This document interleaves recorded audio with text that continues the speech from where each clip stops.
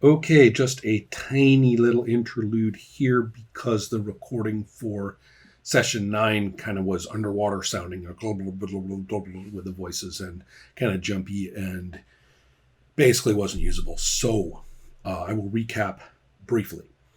The interactions of our characters, who are now all in the head of one of the rebels named Leal, um, spend some time at the rebel encampment. Now, I, as the GM, struggled a little bit, or rather had been thinking carefully and internally felt struggle about just how much of the sort of key to the whole scenario that this rebel leader, Timmy, is supposed to be. I don't kind of want to, oh, you've touched the goal. Okay, everything's going to be fine now. No, there was a little bit of back and forth with us recognizing that he had considerable connections and capability of instigating things at certain levels in the city, particularly through the Temple of Balance and through the spawn called Squids and a few other groups. You know, the human refugees, obviously, or the worms, as they're called. Whereas he did not, however, have any notion of modern black ops, effectively, or the industrial background to recognize the importance of striking at technological choke points, things like that. So once everybody sort of figured out where the different skill sets lay, then a number of roles were made to set up a plan. Two key points before we skip over to the real videos for my little reflection, and then hooray, session 10, which I have filmed and which worked.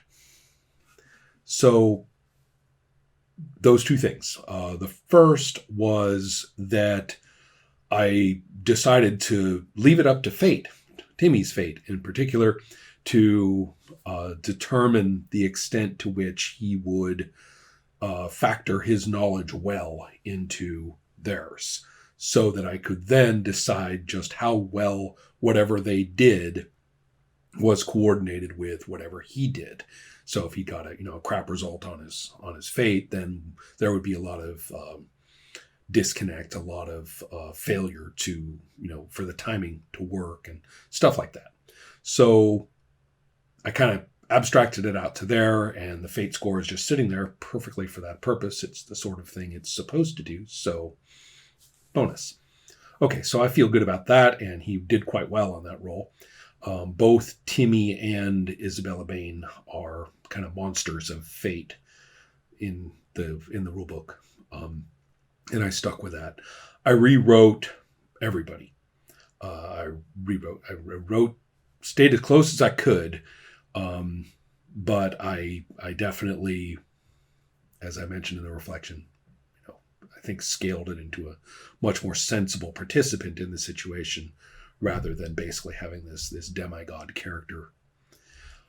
As it turns out, the other important point during this session was our heroes deciding when, whether, and how they were going to strike. It basically boiled down to a choice between the cyber labs, as presided over Isabella Bain, and the transmatter device, which zips, soldiery, basically hit squads around and about Earth. Now, they chose the former. So that's really what happened. There was some great interactions with Machal, their former host, who was experiencing some withdrawal from the host, from the shared mind, and that's not really a factor in the rules, but I like it, and particularly seeing the intimacy with which the players have almost intuitively picked up and incorporated into their interactions, struck me as something that it's hard to be pulled out of, especially if you are as invested and interactive as Machal was. Well, this was actually nicely timed because it so happened that Helma played Claire as in the midst of all this planning, feeling very useless. I mean, this is where the skill sets of all the others are making this, they're all contributing in really concrete ways. And she was saying, what am I here for? I feel like I'm the worthless member now. Or, what have I done? And sort of has this big crisis of confidence. And I thought this was actually kind of interesting because Claire, in my opinion, was really the heart of everything. She was the one who, through initially very resentful and selfish motives, is actually the one who has brought a humanitarian outlook to the rest of the team. They actually already had discussed this a little bit, and then there was kind of this nice discussion among them where even she and she and Margaret, who had a very antagonistic relationship in the beginning, they kind of shared the things that they had actually done for each other through the course of this. And they all said, look, we need you. Without you, we would not be us. You are you are essential to the way we have acted as a group, and we can't do without you. And it so happens too that, Timmy had been tending to Machal and had a message to Claire to give her, that Machal didn't trust herself to go near our heroes again because it was too painful, to withdraw, but wanted to, tell Claire, that, a lot of really nice and important things. So that was sort of this sort of humanity climax to session 9, and a nice preliminary to moving into action.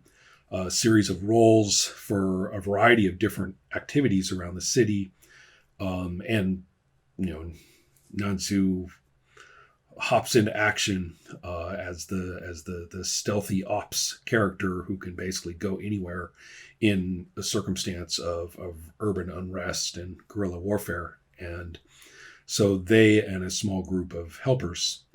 So think of a bunch of kind of